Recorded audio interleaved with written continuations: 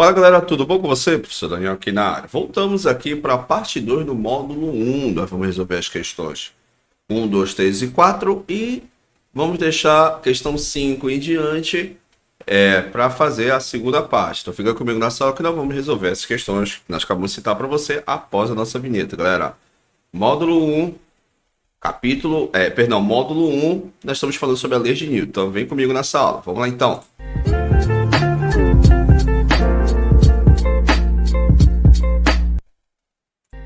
Bem, galera, eu sou o professor Daniel, professor aqui no canal Exatos Minutos, professor de Física. Vamos lá, galerinha.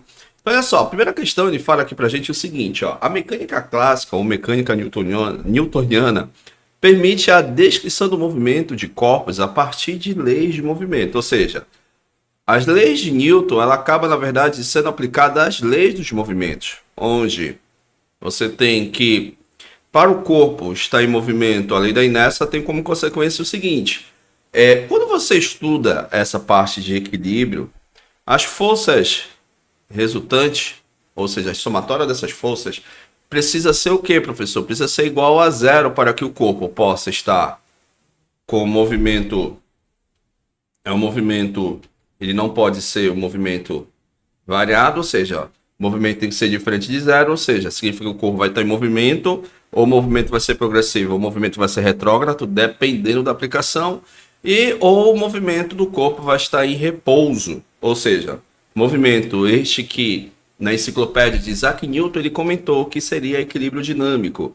Caso o corpo estivesse em repouso, ele chamou de equilíbrio estático. Então a alternativa que melhor expressa esse contexto aqui pra gente é nada mais, nada menos que a nossa letra C, que diz o seguinte, ó, se a soma das forças que agem num objeto for nula, ok, a somatória de todas essas forças, que vai estar fazendo com que o corpo ou vai manter essa velocidade constante ou o corpo vai estar em repouso em relação ao referencial que vai ser adotado, referencial inercial, tá bom? Então, nossa primeira questão, ok. Questão teórica, uma questão bacana que envolve legal o conceito aí das leis de Newton. Questão número 2. Questão número 2 diz o seguinte, ó. Assinale a alternativa correta na seguinte situação. Então, são 1, 2, 3, 4, 5, são 5 itens. Então ele quer saber a somatória e qual seria a situação dessa somatória. Primeiramente, deixa eu pegar essa questão e colocar ela em uma outra situação para fazermos passo a passo. Olha lá. Vamos lá então. Ele diz o seguinte, que a somatória de 7 mais 6, 7 mais 9, ele falou que é 16. Galera, isso nós chamamos de forças colineares. O que são, professor, forças colineares? São forças que vão estar numa mesma direção, só que você tem que ficar atento. Ou vai estar no mesmo sentido, ou ela vai estar em sentido totalmente oposto. Oposto, no caso. Aqui nessa questão, ele está dizendo que os sentidos serão o quê, professor? Opostos. Então, sempre pego a maior força, que é 9, e vou subtrair de 7. Então, isso aqui vai me dar o quê, professor? Vai me dar 2. Então, ele falou aqui que dá 16. Para ser 16, as forças precisam estar numa mesma direção e mesmo sentido. Então, essa número 1 está errada, ok? Beleza? Então, forças colineares são forças que vão estar numa mesma direção, mesmo sentido ou sentido contrário. Mesmo sentido, você soma, sentidos contrários você subtrai, ok? Questão 2. Item 2. Se sobre uma partícula atuam duas forças perpendiculares, olha lá. Então, 15, 5 e 12... Forças perpendiculares são forças que vão estar em direções opostas, ok?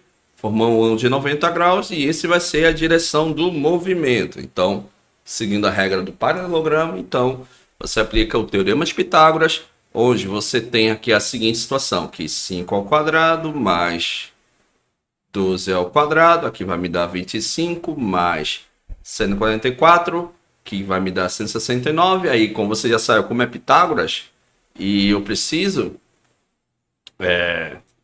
que apareça aqui um valor exato, então vou extrair a raiz de 169, isso aqui vai me dar 13. Então, ou seja, é o que ele realmente confirmou no item 2. Se as forças forem perpendiculares, a ideia então dessa força resultante, ela vai seguir numa direção, que essa direção seria o que nós chamamos de composição de forças. Uma vai estar na direção horizontal e outra na direção vertical. E realmente vai bater 13 o módulo dessa força. Então, item 2, ok. Vamos colocar aqui ok. Item 4. Desconsiderando a resistência do ar e obstáculos em geral, se uma partícula é lançada segundo o ângulo de 30 graus, com uma linha vertical a uma velocidade inicial de 3 metros por segundo em módulo. Então, o módulo da velocidade horizontal é constante. Ele falou que é 1,5. Para isso, a gente precisa fazer o cálculo aqui, ó. Vamos pegar aqui mais ou menos a ideia de componente para a gente entender legal. Vamos pegar esta aqui. Vamos lá. Bom, aqui. Aqui, pronto. Vou colocar mais para baixo. Então, ele falou o seguinte, que essa força, perdão, o módulo dessa velocidade vai ser o seguinte. Mais ou menos aqui, ó. Não era para ter essa seta aqui embaixo, mas só segue a ideia. E ele falou que forma um ângulo. Só um momento.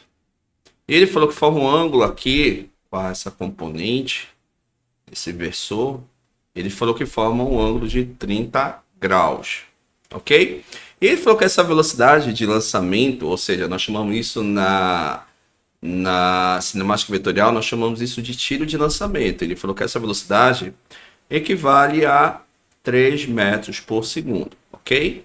Para isso, a gente precisa fazer o cálculo e decifrar o que ele fala aqui para a gente no contexto. Vamos lá. Se você lembrar um pouquinho, eu vou pegar isso aqui, pegando essa regra aqui de vetores, lembra? Que aqui nesse caso vai ser uma somatória, aqui vai ser o V bolinha Y, aqui vai ser o V bolinha X, que é o mesmo que Vx. Quando você estudou lá lançamento oblíquo, o que acontece? Você vai ter dois movimentos que nós chamamos de princípio simultâneo dos movimentos de Galileu, ou seja, corpo subindo e descendo, eu tenho dois movimentos, um na direção horizontal e outro na direção vertical. Se você analisar o seguinte e lembrar um pouquinho da trigonometria, eu tenho um cateto oposto e eu tenho um cateto adjacente. Então, é o que ele quer. Ele quer velocidade na direção o quê, professor? Na velocidade na direção horizontal. E essa velocidade da direção horizontal, ela depende exclusivamente do ângulo, ok? E da trajetória que o corpo vai seguindo, né, na direção horizontal.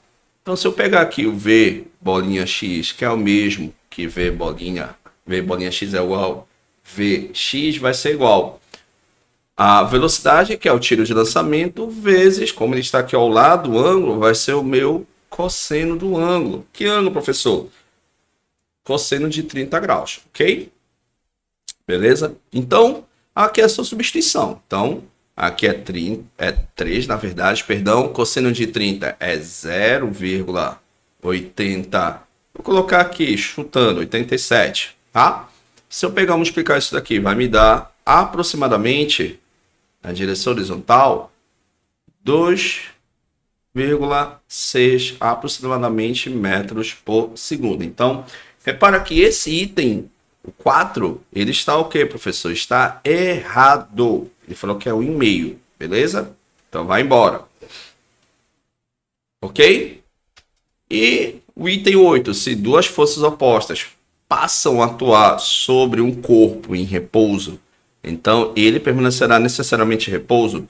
Galera, acabamos de ver, acho que na questão, no item 1, não é necessário que o corpo, quando você vai aplicar as forças colineares, uma vai estar para um lado e a outra vai estar do outro, ou seja, para que aconteça, as forças elas precisam o quê? Nesse caso, precisa ter uma diferença de força, tá? Mas imagine que essa força, vamos dizer aqui que o F1 seja maior que o F2, ou seja, não vai ficar nulo, ou seja, vai estar em movimento. Então, não vai acontecer no item 8, é o que ele fala, se duas forças opostas passam a atuar sobre um corpo em repouso, então ele permanecerá necessariamente em repouso? Não. Para estar totalmente em repouso, o que acontece? As forças que vão estar atuando numa direção, perdão, na mesma direção, só que um do lado e outro do outro, ou seja, lado esquerdo, lado direito, enfim, para ser zero, para a força estar, praticamente o corpo está em repouso, as forças têm que ser iguais, 6, 6, 7, 7, 8, 8. Mas se uma das forças for maior, ou seja, o corpo não vai estar em repouso, ele vai estar o quê? Professor, em movimento. Então, essa 8 também está errada. Vamos ver a 16. O período de uma roda que gira realiza 12 rotações por minuto. Galera, olha só. Isso aqui você pode montar por uma regra de 3. Se 12 RPM ele faz isso em 60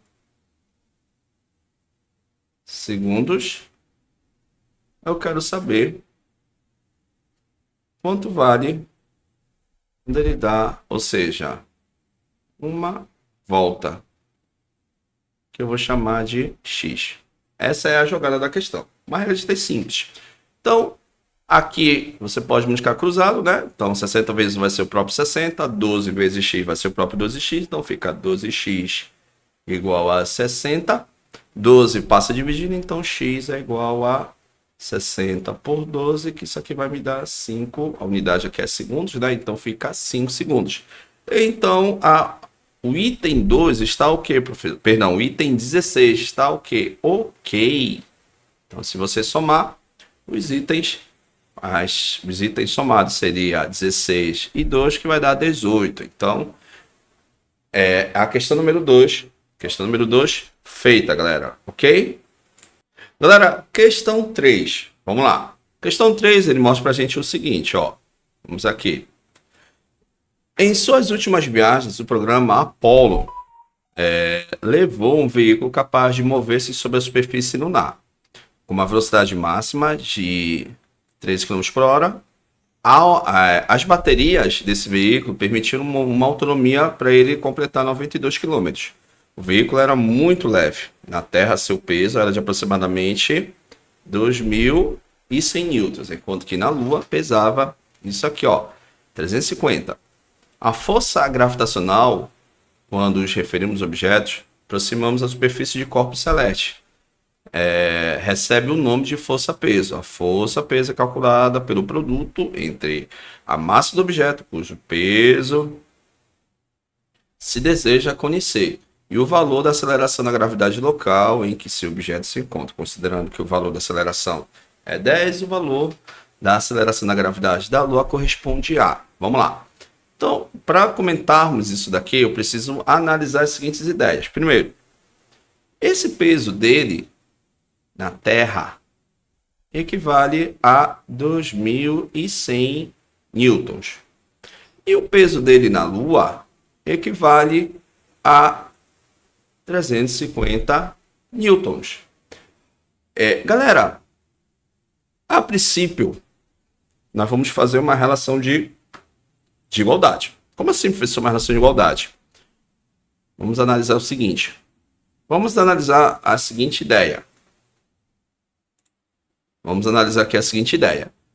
Que, como ele quer saber o peso da Lua, é massa, gravidade da Lua. Ele falou isso pra gente aqui, ó, calculando o produto entre a massa do corpo e o peso, tá? E a aceleração da gravidade nesse caso.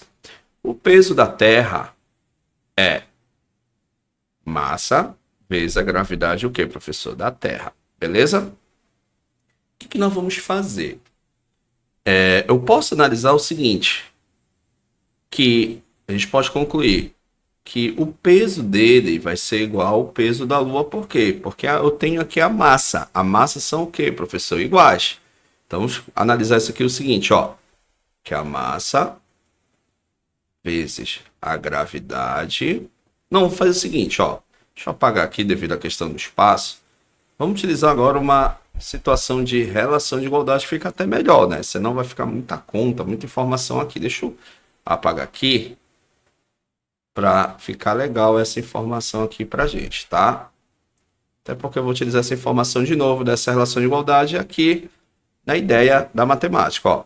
Então vou colocar assim, ó, 2.100 igual a massa desse elemento, que é o mesmo, lembra que a massa é invariante, a mesma massa na Terra vai ser na Lua. Gravidade da Terra, beleza? O que mais? Aqui vai ser 350, que vai ser a massa dele aonde? Na gravidade na Lua, tá? Essa é a gravidade que ele quer. O que nós vamos fazer agora? Nós vamos relacionar utilizando uma razão. Como assim, professor? Vou pegar a gravidade da Terra e vou relacionar com a gravidade da Lua. Para a gente analisar com calma. Ó. A gravidade da Terra, ela vai ser o quê, professor? Vai ser 2000, fazendo a relação de igualdade, tá? 2100 dividido pela massa desse camarada onde? Da Terra. Dividido gravidade da Lua. Vai ser 350, ok? 350, deixa eu passar para cá. Dividido pela massa desse cidadão aonde? Na Lua. Lembra que a massa é igual. Tanto na Lua, tanto na Terra, a massa vai ser a mesma. Então, a gente pode relacionar o seguinte, ó. Passar mais para cima, ó. A gente pode relacionar o seguinte.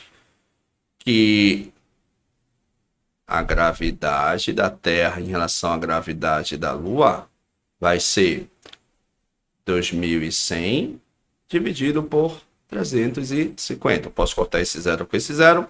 Olha que legal. Repara que apareceu aqui uma simplificação. Por quanto, professor? Por 5. Por 5, né? Então, 5 aqui. 5 aqui. Se eu pegar e fazer a divisão, vai me dar 30. Fazer aqui embaixo. Gravidade da Terra em relação à gravidade da Lua vai ser 70, né? 70, isso. Dividido 30. Não, aqui é 30. Ô, professor, aqui é 30, galera. 30. 30 por 5 vai me dar 7. É isso? Não, professor, que isso? Que não é 30, não. 30, vamos fazer a conta aqui. Pega aqui 21, que é 4, que é 42. Aqui, agora sim, 35 por 5 vai me dar 7. Agora sim, ó. Então a gravidade... Deixa eu tô na frente, ó. Vou tirar aqui minha câmera para você escutar só minha voz agora, tá? Pronto, ó. Então se fazer essa divisão, fica gravidade da Terra em relação... Gravidade da Terra em relação à gravidade da Lua vai ser 6, fator de 6. E o que é bacana aqui, ó, eu vou pegar esse nosso camarada, vou passar o que, professor? Me explicando. Então, posso afirmar que a gravidade da Terra é 6 vezes a gravidade da Lua. E se você observar, não tem isso aqui lá na informação, né? Ele diz que ele quer a gravidade da Lua. Então, passo 6 dividindo, então fica... Gravidade da Lua vai ser o que, professor? 1/6 da gravidade da Terra. Então, alternativa correta. Letra I, ó. 6ª parte do valor da aceleração da gravidade da Terra. Então, essa é a nossa alternativa, ó. Então, repara que nós fizemos passo a passo, resolvendo a questão número 3. Questão trabalhosa, questão nível médio, né? Tá certo? Então, vou apagar aqui para resolver a questão número 4 com a galera, tá bom? Galera, voltamos aqui para a última parte, questão número 4, que diz o seguinte, ó, na teoria de Newton, o conceito de força se desempenha um papel importante, né, para o estudo dos movimentos dos objetos. Esse conceito pode ser associado à capacidade de colocar um objeto em movimento, bem como trazê-lo ao repouso. Com base nessa teoria, o airbag, dispositivo de segurança dos automóveis que aciona uma reação química produtora de um gás capaz de encher rapidamente um balão de ar, diminuindo o risco de morte durante as colisões devido à sua capacidade. Galera, olha só, o airbag ele tem um papel de extrema importância. Qual é a importância? Vamos lá, letra A. Reduzir o valor da inércia do ocupante do valor do veículo. Não, lembra que a massa ela está interligada ao efeito da inércia. Maior a massa, maior vai ser o efeito da inércia. Menor é a massa, menor vai ser o efeito da inércia. Então, ele não vai reduzir, diminuir. Na verdade, ela vai tentar neutralizar o máximo possível o efeito da inércia sobre o corpo daquela pessoa. B. Direcionar o impacto para a estrutura metálica do veículo. Nada a ver. Vai embora. Letra C, aplicar uma força no mesmo sentido no movimento do carro. Claro que não, né? Não acontece isso não. Então o que sobrou foi a nossa letra D. Aumentar o tempo necessário, isso, para que o ocupante do carro entrar em repouso. Ou seja, aumentar o tempo necessário para que o ocupante do carro entrar em repouso. Significa que ele vai tentar, como nós comentamos, neutralizar o máximo do efeito da inércia. Ou seja, se o carro ele vai desacelerar, teu corpo vai ser lançado para frente. Aí que vem acionando os airbags para evitar que o seu corpo entre no mesmo estado que o corpo vai permanecer, no caso, antes da desaceleração, tá? Infelizmente, muitos acidentes acontecem pelo fator das pessoas correr e tal, ou seja, o efeito da inércia está relacionado com a questão do estado do corpo, no estado de equilíbrio que ele se encontra, tá? Então, muito cuidado, galera. Então, essa foi a nossa primeira parte, 20 minutos aí, 21 minutos. Então, voltamos para a segunda parte, que nós vamos resolver a questão 5 em diante e acabamos a parte 2 aí do nosso módulo 1. Muito obrigado, fica com Deus e até a próxima, galera. Tchau, tchau.